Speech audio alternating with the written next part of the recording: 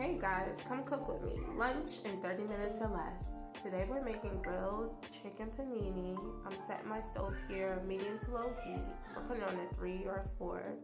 We're gonna watch the pan, watch the bubbles evaporate so we'll know the right time to add our olive oil, because today we're cooking with olive oil. This is the brand that I'm using. It was available at my local ShopRite.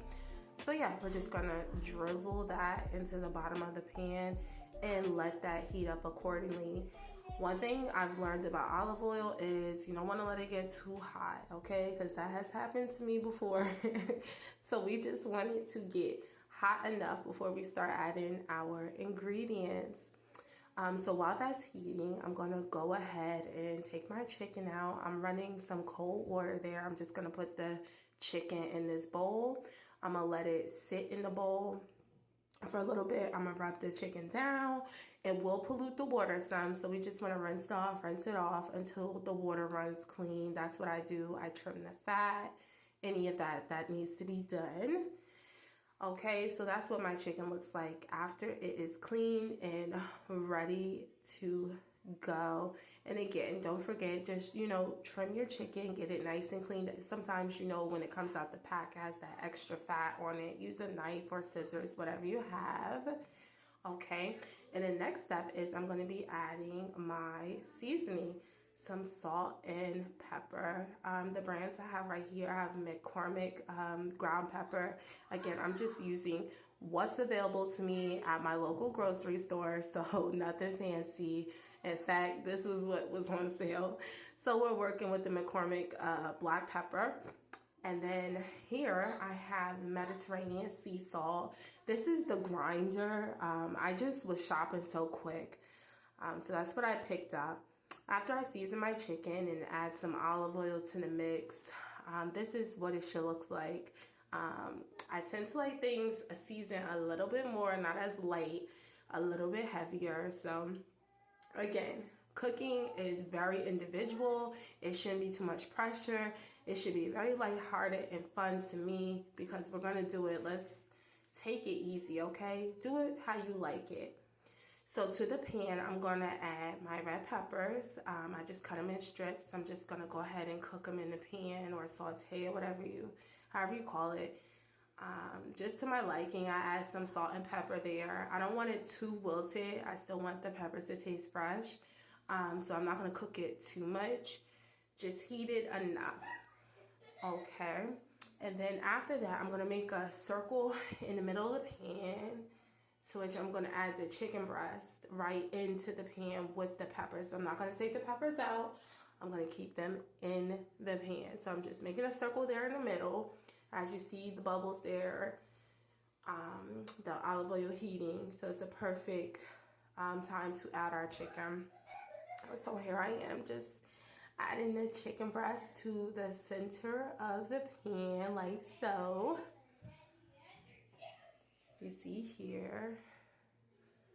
And guys, don't mind in the background, I am doing the voiceover, but I have 5 children, so you're gonna hear my children. That's just that. So yeah, we're adding the chicken into the pan here, as you can see.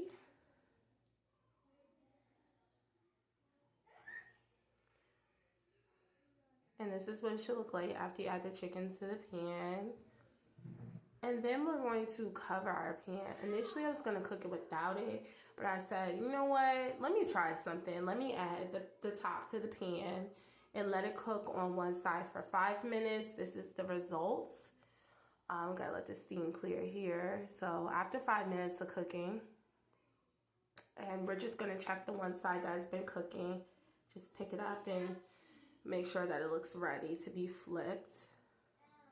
So yeah, it looks like it's ready to be flipped. I'm gonna flip them over and let it cook for 5 more minutes on the other side. Don't forget to put the lid back on when you're letting it cook on the other side too. And what it really did was it kept everything really moist, so the chicken wasn't dry and tough by the time we were finished cooking everything. Everything was really good, nothing tough. So make sure you put that the lid on the pan while you're cooking.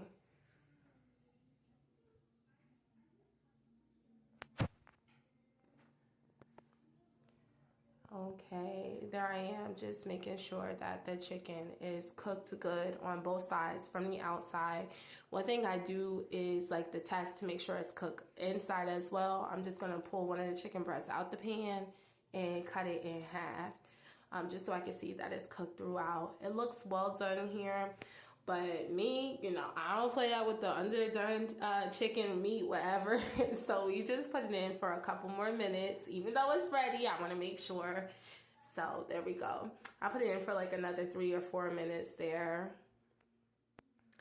All right, and now we're getting our pan ready to cook the panini bread. So to grill the panini bread, I just use some pan with butter. Just gonna squirt the bottom of the pan with that and let it grill the bread. And to the bread, I'm going to add pepper jack cheese and the cooked red peppers. We're just gonna put that on the bread.